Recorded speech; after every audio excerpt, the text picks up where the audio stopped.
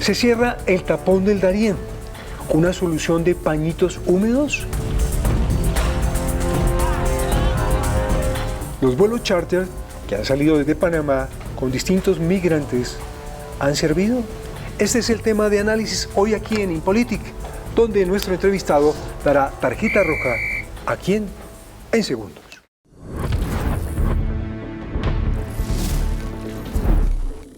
Vamos a Washington, donde hacemos contacto con Diego Chávez de Immigration Policy Institute, a quien le preguntamos, ¿ha servido o solamente es pantalla el tema de el taponamiento del tapón del Darién básicamente y los vuelos charter con migrantes? Diego, bienvenido.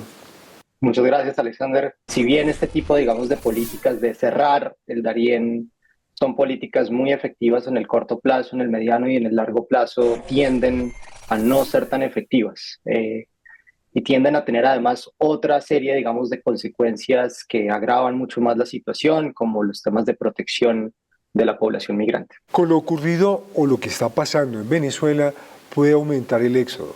¿Más personas van a tratar de llegar allí o ya desisten de ese destino? El 15% de la población de Venezuela, más o menos unas 3 millones de personas, quieren salir de Venezuela y lo quieren hacer dentro de los próximos 2 años.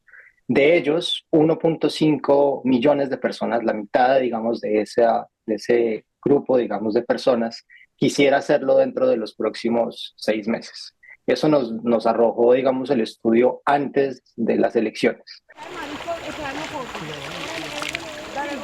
El 80% de la población migrante proveniente de Venezuela se encuentra en 5 países muy importantes, en Colombia, en Ecuador, en Brasil, en Perú y en Chile. Entonces es muy probable que por las redes, digamos, de apoyo que pueda haber entre los migrantes y entre los posibles migrantes, mucha de esa población se vaya a ir hacia Sudamérica. Cuando usted hablaba de que se cierra un hueco y se abren otros, ya hay escuchaba o leí algo que ya hay como unos 8 puntos estratégicos por donde se puede pasar. ¿Qué sabe de ello? Por un lado, que tienen una gran concentración de apoyo por parte del Clan del Golfo, en la parte más al norte de Colombia, y que tienen una movilización también por parte de algunas personas pues, que hacen parte de grupos indígenas que están ayudando a facilitar estos cruces por lugares más difíciles, donde hay más trocha, donde hay menos camino, y eso pues puede generar una serie de cosas muy difíciles para la población, por un lado, que se está tratando de movilizar, riesgos en temas de protección, de violencia, de simplemente atravesar lo que es una selva. Que puede pasar, ¿eh? De poco o mayor grado, no lo sé porque no ha empezado, pues para allá irán. No podemos meterlos presos, no podemos deportarlos a la fuerza o repatriarlos a la fuerza. Digamos que esa alianza entre Estados Unidos y Panamá ha hecho dar como crédito o reconocimiento de pantalla al nuevo presidente de Panamá. Creo que la capacidad que tiene tanto Estados Unidos como Panamá de hacer enforcement de este tipo de políticas es demasiado corto plazo. No hay una infraestructura en este momento para mandar un ejército 3 o 4 meses consecutivos a un lugar de frontera para hacer un monitoreo efectivo de lo mismo. No hay infraestructura para hacer vuelos de deportación. Hasta ahora lo que hemos visto es un vuelo máximo 2 semanalmente en comparación con otros destinos como Guatemala, cuando se hacen vuelos de repatriación que son 18, 20, 25 vuelos a la semana incluso, que se pueden estar haciendo, porque nos encontramos en una era de movilidad humana sin precedentes en el hemisferio occidental, 18 millones de personas en situación de movilidad humana, un país tan grande como Guatemala, un país tan grande como el Ecuador. El niño primero, vamos por los menores de edad. Eso es, muy bien. Eso. Ya es que habla de que es posible que la ruta por San Andrés sea el plan B para muchos migrantes y ya no tanto el tapón del Darién. ¿Esa puede bajar esa escalada por esa zona? Pues sí, las cifras, digamos, que tenemos por parte de las autoridades panameñas es que 250.000 personas se han movido este año por el tapón del Darién. El año pasado en total se movilizaron 500.000 y el antepasado 250.000, pero también puede sugerir de alguna forma que se están aperturando otros mecanismos, otras rutas. San Andrés, por ejemplo, o en el Ecuador, por ejemplo, también alguna movilización desde el Pacífico directo a países como Nicaragua para no tener que pasar por el Darién. Entonces son las llamadas rutas más costosas, que de todas maneras eso es algo que pues, hay que tener en cuenta, y es que son rutas que implican transporte por lancha, transportes aéreo, y que por lo mismo son más costosas, y pues no todos los migrantes tienen las mismas condiciones para poder lograr. En la frontera suroeste de los Estados Unidos casi que han caído aquí los números de personas que están arribando. Entonces creo que ¿Qué tiene que ver con porcentaje este hay? multipropósito. No, ahorita han bajado significativamente. Yo no tengo en este momento las cifras como tal, pero han bajado significativamente. Es decir, más de un 70% pueden haber bajado desde el anuncio, digamos, de esta disposición por parte de la administración Biden. Ujú. Esa diáspora sigue generando un malestar justo en los pobladores de esos países que usted acaba de citar como receptores, ¿verdad? Pues yo creo que hay fatiga en la integración de la población migrante, y de la integración de la población, perdón, receptora. Creo que ha habido procesos de inflación muy fuertes pues, prácticamente en todo el mundo, y eso ha generado un descontento muy fuerte porque lo que percibe la población de acogida es por qué le están dando a ellos y no a mí, si yo también estoy pasando por situaciones difíciles. Entonces no tiene que ser una situación de suma cero, hay que construir un proceso de política pública de integración mucho más robusto. Quiero volverme un poco a esos vuelos donde van esos migrantes. ¿Qué población va allí? ¿Qué han encontrado ustedes? ¿Más mujeres, más hombres, niños? ¿Qué encuentran? Las personas que realmente se atreven a hacer este tipo de cosas tienden a ser en su mayoría hombres jóvenes, y con ello, pues ahorita con esta nueva disposición por parte de la administración de Biden, pues van a ser más propensos a ser deportados. Ujú.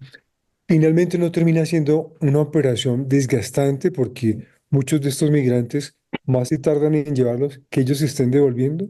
Se tienen que recalibrar estas estrategias, y mientras se hace eso, pues eso logra frenar un poco la migración, pero yo creo que después de eso se empiezan a reaperturar algunos puntos de frontera, van cambiando un poco las dinámicas, y pues se vuelve una bola de nieve donde empiezan a verse otras oleadas de migración. Tocará ver ya después, conforme vayan pasando los días, conforme vayamos llegando a enero, donde pues tiene que haber un tránsito de un nuevo gobierno en Venezuela. No sabemos si va a haber la continuidad del mismo gobierno o de otro gobierno. Ahí podremos ver un poco la intencionalidad del migrante, cómo cambia, y con ello también cómo se reajusta la estrategia por parte de todos estos actores que facilitan el tránsito de la población migrante hacia otros destinos. Sonaría algo fatalista, pero deportar, pues sí, los devuelven. Si dicen hay arresto Criminalizar la migración no necesariamente puede ser una buena política. de los países de Sudamérica, ¿quién es? Estamos hablando Colombia, Ecuador, Chile, Perú, el que está manejando de mejor manera esta situación de migración.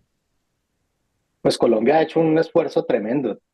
3 millones de personas casi han sido integradas de alguna manera u otra en los diferentes sistemas, han sido regularizadas. 2.5, 2.2 millones de personas han sido regularizadas. Creo que Colombia es un modelo a seguir. Si le dicen hoy a Diego, ¿qué es lo que más le preocupa en temas de migración? ¿Qué es? Necesitamos una región que sea una región integrada, que sea una región que está actuando de manera colectiva y responsable, y no una región que esté desarticulada y que esté dejando además la agenda migratoria de un lado.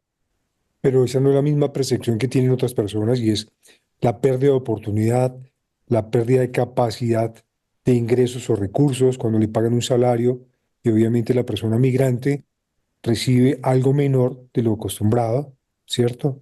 Entonces eso no es un desestímulo. La migración puede ser muy útil. Le doy un ejemplo. Las cosechas de café en Colombia se han salvado en los últimos 3, 4 años gracias a la migración. Los temas de flores, por ejemplo, la industria de flores se ha salvado gracias a la migración. Entonces, hay algunos sectores en donde la migración puede ser muy útil, y pues si se piensan en esas grandes apuestas de desarrollo, pues y se ordena un poco el caos, eso puede facilitar y puede ayudar mucho a los países. Bueno, esa política migratoria, ¿a quién le daría esa tarjeta roja que dice usted no se ha implementado bien o no han ayudado o definitivamente la falta de solidaridad con los migrantes? Organizaciones como el Clan del Golfo, por ejemplo, los choneros, Ujú. Tren de Aragua, Cartel de Sinaloa, por ejemplo, también ellos están facilitando una migración, pero lo están haciendo a costa de, pues, de la violación de derechos humanos, de temas de protección, que es importante. Y quizás una tarjeta amarilla, para seguir con su ejemplo, pues puede ser cuando los países no quieren trabajar colectivamente en soluciones para la población. Diego, muchas gracias por participar y por contribuir con ese análisis aquí en InPolítica. Bueno, Alexander, muchas gracias. Igualmente, tema de análisis a la diáspora migratoria en Sudamérica. ¿Qué va a pasar? Ustedes también pueden contribuir dando su tarjeta roja a cuál es el fenómeno o quién es el culpable de este tema. Gracias y nos vemos en la próxima emisión.